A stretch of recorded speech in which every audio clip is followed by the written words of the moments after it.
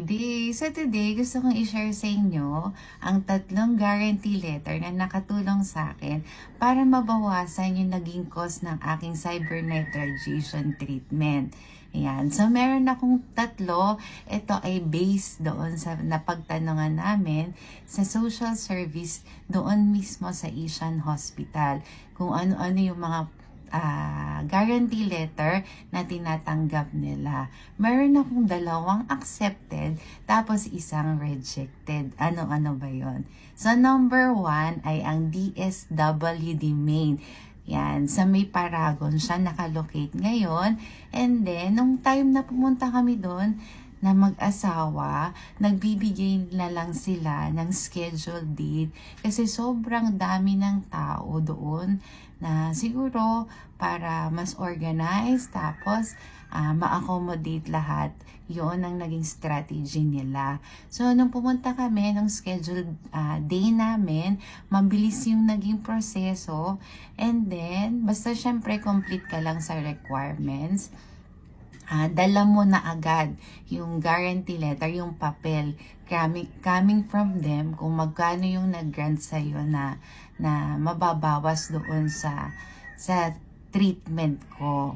Ayan. So, number 2, ang Office of the President. Yan, sa Office of the President, accepted din tayo dyan. Pumunta ako ng 4 o'clock ng madaling araw. So, nung time na yun, pang 126 na ako. Pero mabilis din ang naging proseso doon. Complete requirements. And then, ang gusto ko doon, nakakatuwa. Sobrang organized nila. May pa-free breakfast or free lunch. Kung ano yung maabutan mo. Pwede ka doon kumain. And then, sa Office of the President, bibigyan ka nila ng papel na nagsa-certify na nag-submit ka sa kanila. Pero, 1 to 2 weeks yung waiting time para malaman mo yung kung magkano yung nag-grant sa'yo na amount through email and through text. Ayan.